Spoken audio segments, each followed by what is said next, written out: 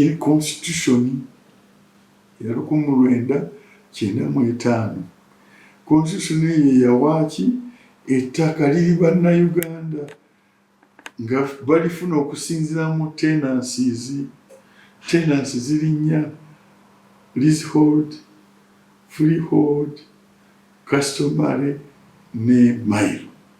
Bw'olaba leasehold nga bwe nkugambye president yassaamu akawaayiro nti efuuka freehold.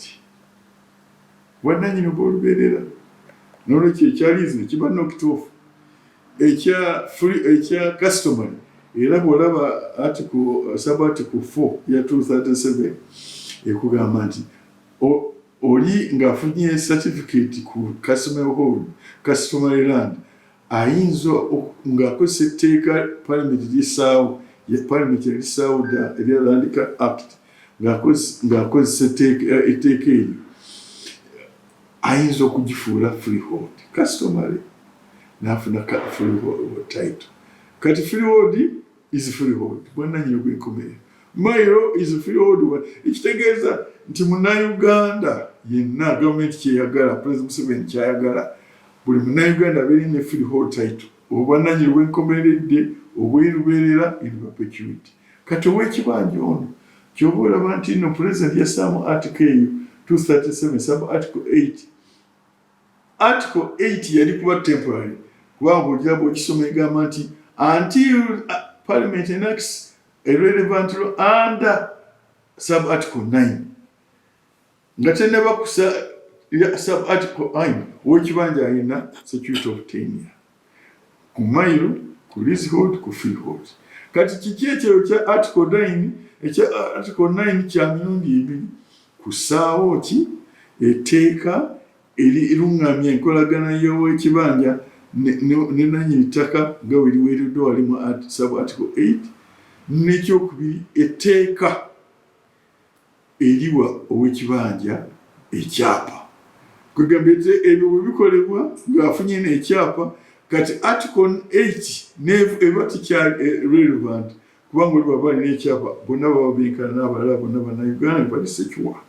N'olwekyo ky'oba olaba nti no mu tteeka ffe tusuubira nti ow'ekibanja akuumibwe nga bw'ali kati oluvannyuma afuna ekyapa. Mu gavumenti be bali ku private mailo ne directives za president kati zibakuuma okutuusa nga conditions ziri mu constitution zituukiriddwa ne bafuna ebyapa.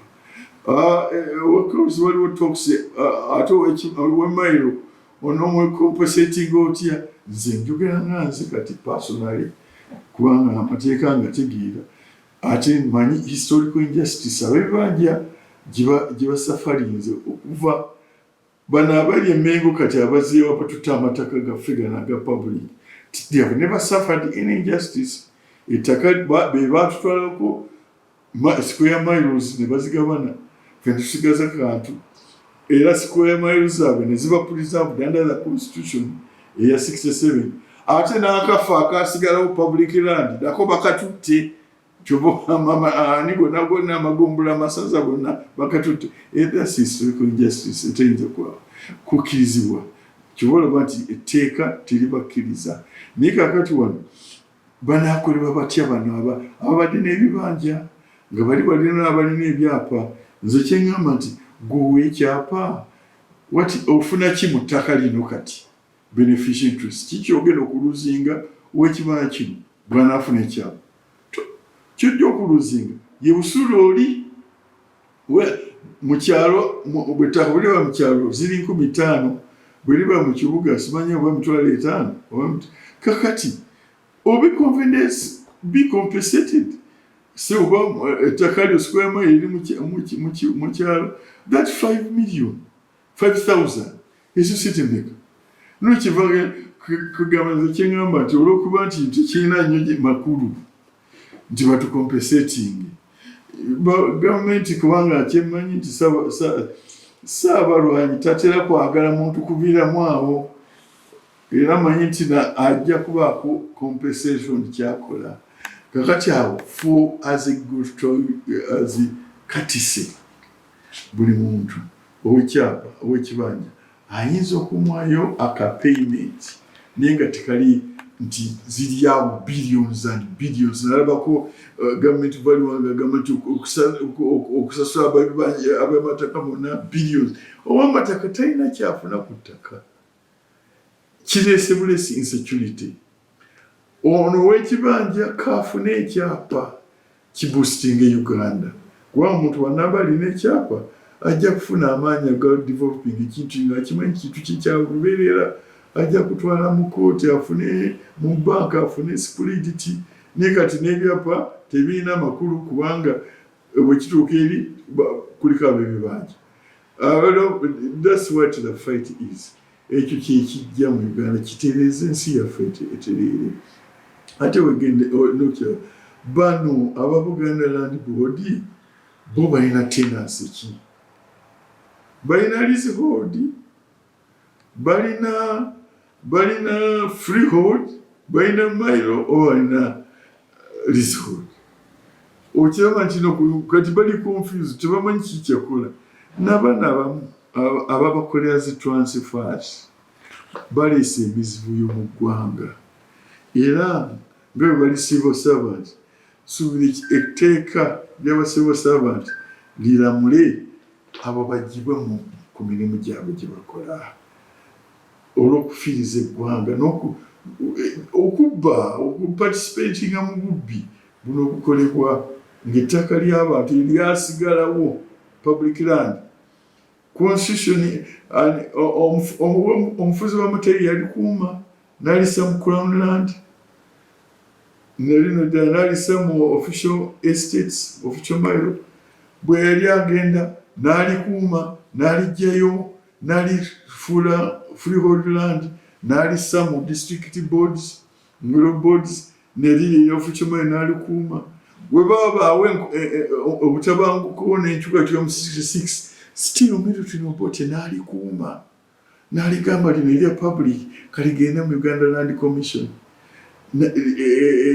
eryali mu district kubanga nga zino federal unit bwe zitakyaliwo ligende alikuumye. Kakati nga guverinoma n'ekisizi nti ebintu byaffe bituddize ng'okwata ate kino kye batukumamidde nedda tekisoboka. Ekyo tekikola kwegamba oba oddiza wandibadde oddiza federal units nga federal units kubanga ye mwava nekidda wano niye federal units teriiwo ekiriwo kati ye district. Kakati ettaka eryo liri mu district era nkubiriza aba district land board ne district administration tibaba banafu nnyo nga bwe kiri nti omanyi nti n'Abaganda balinamu baziyita mpewo oba zibagwako. Nze ndi mulokole empewo zo tezinkwatako bakyogamba nti Kabaka siriryo oba olyawo empewo zinajja ekiro nezimutuga. Nedda ezo teziriwo. Kati tulina Christianity emyaka 10 gasookedde bannaffe ab'Namugongo babookya olw'okukkiriza amazima, naffe tuyimirire ku mazima ago. Empewo tejja kututuga. Ttaka lyaffe eryatukumbi okuvamu bacolonialists ne balikuuma, Milton Obote n'atalikwatako. Kaakati bano bannaffe ate abafunye privilege abaafuna ate nakana akasigalawo kaffe balina okukatwala nga bose genda Kasangati ojja kulaba bona bannaffe bennyini abaafuna zimayiro traditional balitunze bali maze tebakulima nti bawadde liizi and agreement za kutunda luno reziba tukiraba liizi wali okirabibwa ya miliyoni enka 650 tekiriyo. Nolwekyo bannange ebyettaka biterere. Kati 67 constitution yaffe omuntu asigaddewo yiwe ekibanja kyekisigadde Ssaabawala kyasigaza okukola okumuwa ekyapa nga samukola akatiri akawayira ako. Bano baba bagamba nti balina ebyabwe ebyabatwalibwako balindirire MOUL conditions zaabwe zituukirire nga waliwo amendment mu tteeka erya 93 nga likolebwa according to article 274(1) of our current constitution n'akakiiko kali aka president kasibwewo bakkakkane kibayinza okukola kati kubanga oyinza okugamba nti ebintu bitusobyeko kati tukoze tutya. President Museveni afuga ye yabakuleeta n'abazaawo. Singa yagaana tewandibaddewo, twandibadde twabeerabira ddala kati myaka mingi. Ani yandibadde ajjukira nti waliwo ani afaayo ennyo ku mutaka wa Kasolya okuggyako ng'omuyise. Bwe tunoono Ssaabataka Ronald Mutebi ani yandibadde akyamufaako ennyo, tewandibadde. Naye kaakati bitereere, bano abamulya mu ngalo abagamba nti ssebo bw'okikola ffe ate tuddawa, nabo bamanye nti eggwanga lyaffe ffenna beriteera byonna byonna ffe teera.